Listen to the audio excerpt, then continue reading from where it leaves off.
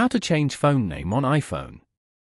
To get started, first of all go ahead and open up the Settings application on your phone. Once you're here, go to General as shown. From here, you can manage your overall setup and preferences for iPhone, such as software updates, device language, CarPlay, AirDrop, and more. Then, tap on About. This section provides details about your device, including the iOS version, model name, model number, serial number, and more. Tap on Name at the top. You can now edit and change the name from here.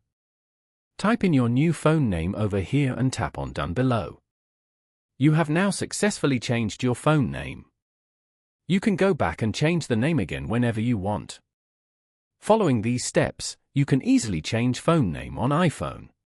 Thank you for watching.